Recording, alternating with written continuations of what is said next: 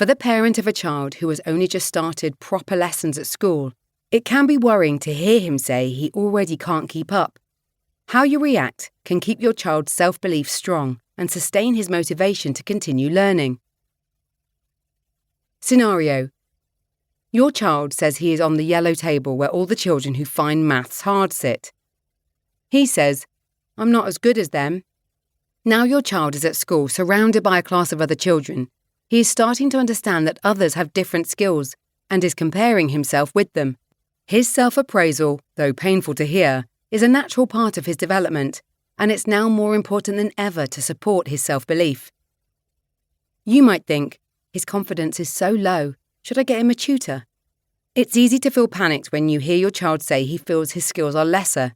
You may worry that if he is already struggling, he will always struggle, and if you don't fix this, he will lose confidence and stop trying. What he's thinking: I'm not good at maths now, so I never will be.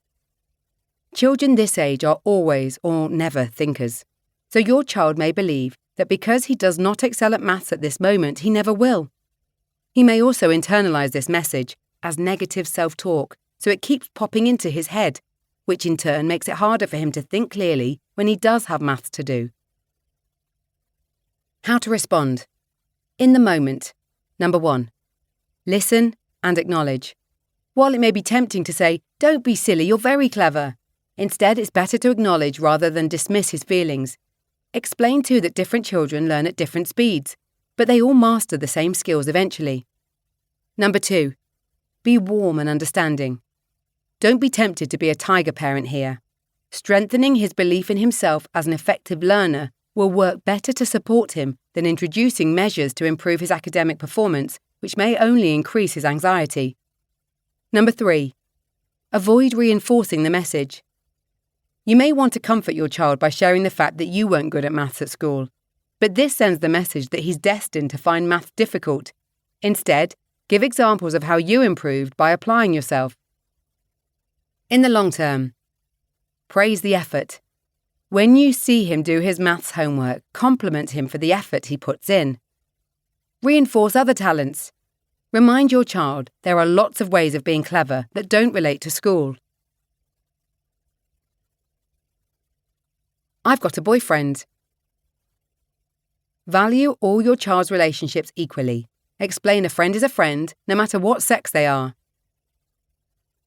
As they become more aware of the differences between boys and girls, children prefer to play with friends of the same gender. However, if they have a friend of the opposite sex, some may copy adults by calling each other boyfriend or girlfriend. Scenario: your child comes home with a card from a boy in her class saying, "To my girlfriend." She says, "I've got a boyfriend." A boyfriend in this sense is most likely to be a boy who is a friend. She is not referring to someone she is sexually attracted to, but because they've labelled each other as girlfriend and boyfriend, they may give each other a hug or a peck on the cheek. You might think, "She's too young for a boyfriend. Where is she getting this idea from?"